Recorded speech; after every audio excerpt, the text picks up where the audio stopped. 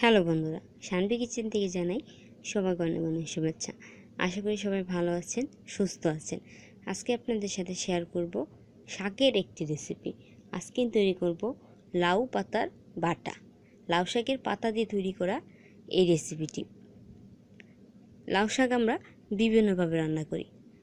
লাউ শাকের পাতা দিয়ে এবং বাটা করলে খেতে কিন্তু দারুণ হয়। চলুন দেখে নেওয়া যাক কীভাবে তৈরি করলাম। প্রথমে আমি কড়াইয়ে তেল দিয়ে নিলাম পরিমাণ মতো। এখন এখানে আমি দিয়ে দিব তেজপাতা, দারচিনি, এলাচ, শুকনো মরিচ দিয়ে আমি একটু ভেজে নিব।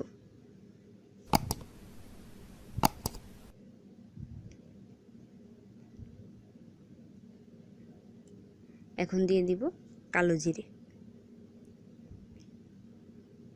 আমার কাছে কালো জিরে দিয়েই এই বাটারটা তৈরি করতে ভালো লাগে। এখানে আপনারা রসুনও ব্যবহার করতে পারেন। দিয়ে দিব লাউ পাতার বাটা, দিয়ে এটা আমি ভালোভাবে মিশিয়ে নিব।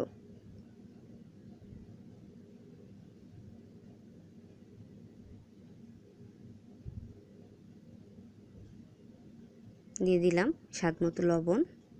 যদি আপনাদের আমার এই ভিডিওটা ভালো লাগে অবশ্যই একটা লাইক দিবেন, কমেন্ট করবেন, আর আমার চ্যানেলটা সাবস্ক্রাইব করে আপনাদের পাশে থাকার সুযোগ করে দিবেন। দিয়ে এটা আমি ভালোভাবে মিশিয়ে নিলাম।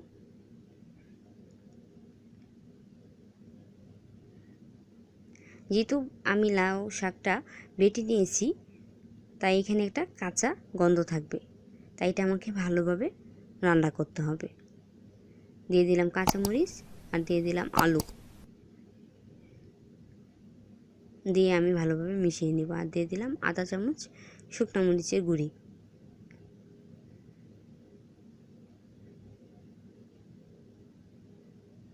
দিয়ে এখন এটা আমি ভালোভাবে মিশিয়ে নিব।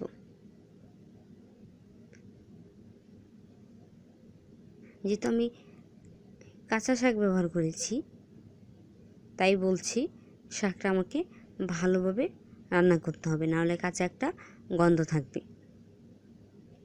আমি ভালোভাবে মিশিয়ে নেব।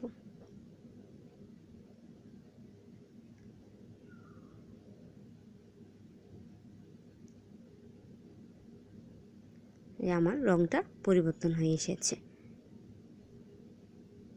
রঙটা পরিবর্তন হয়ে আসলেই বুঝবো আমার রান্নাটা হয়ে গেছে। ভালোভাবে নাড়িয়ে নেব।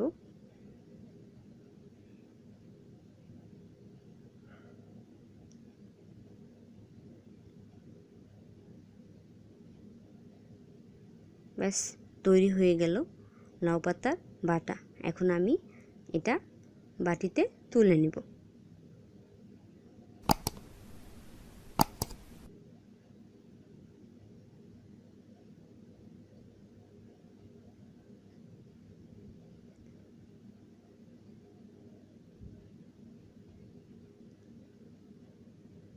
সবাইকে ধন্যবাদ।